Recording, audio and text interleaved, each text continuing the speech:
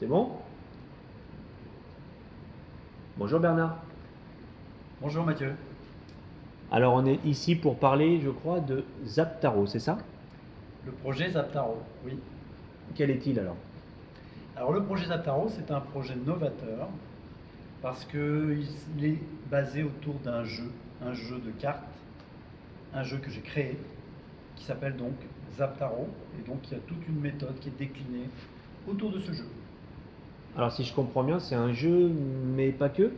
C'est un jeu mais pas que, voilà. Parce que en fait, c'est un jeu déjà d'un nouveau genre parce que collaboratif. Alors ça existe les jeux collaboratifs, mais là donc on va le proposer à des groupes de personnes et l'idée c'est que en faisant jouer les personnes au jeu Zaptaro, on va petit à petit voir émerger des zones de consensus parce que le jeu a été conçu pour que, en fonction des cartes qui sont proposées, qui sont des cartes qui ont été conçues pour faire émerger des projets, et donc vis-à-vis de ces projets, on voit qu'il y a ou non dans un groupe un consensus autour de ce projet.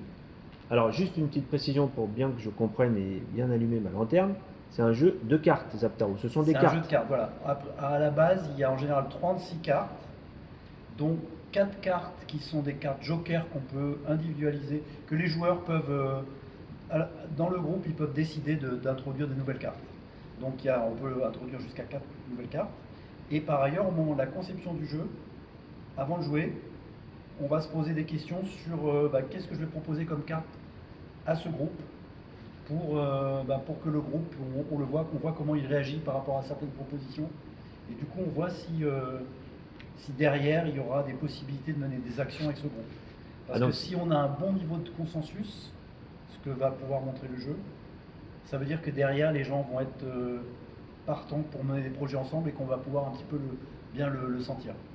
Alors, pour finir, deux questions en une, pour formuler la dernière question. Si je comprends bien, ça doit être un jeu qui s'adresse à tout le monde, puisqu'on parle de but de consensus commun, de jouer sur la jouer collective. Donc ma première question dans les deux dernières, c'est est-ce que ça s'adresse à tout le monde, des petits jusqu'aux plus grands?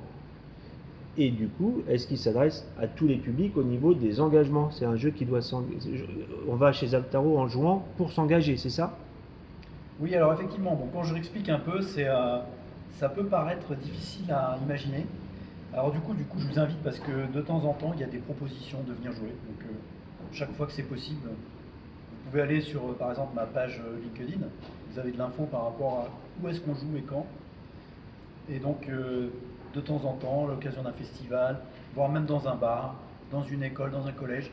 Et donc, il y aura une version un peu tout public. Il y aura une version plus destinée à un public de jeunes ou d'enfants. Et il y aura aussi des versions carrément personnalisées par rapport à un projet.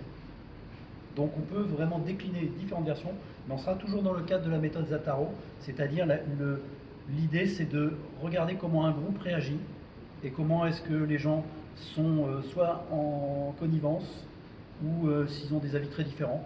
Ça ne veut pas dire qu'il y a des avis qui sont bons puis d'autres pas bons, mais c'est intéressant de savoir dans un groupe si les gens vont un peu dans la même direction ou pas. Alors Bernard, vous m'avez vraiment donné envie de jouer, du coup je vais rajouter une dernière question à mes deux dernières questions d'avant. On vous suit sur LinkedIn pour avoir les infos concernant Zaptaro, mais est-ce qu'on peut savoir à peu près sur quel secteur géographique on peut venir vous trouver? Alors bonne question, oui bien sûr, puisque ça reste, on est toujours au stade du projet, hein, c'est-à-dire que là, dans le cadre d'une formation, création d'entreprise et tout ça, donc ça veut dire que les étapes sont en train de se faire les unes après les autres. Donc au niveau de la zone disons, de proposition de notre jeu, on est sur la zone de Chartres, a priori, mais on peut aller plus loin, on peut aller dans les départements limitrophes, disons région centre. C'est un peu l'idée. Ok, donc Zaptaro s'engage en région centre, mais pas que non plus.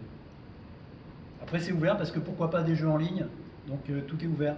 Là, il y a beaucoup d'idées, il faut voir après ce qui est réaliste et ce qui peut se concrétiser. Merci Bernard. Merci Mathieu.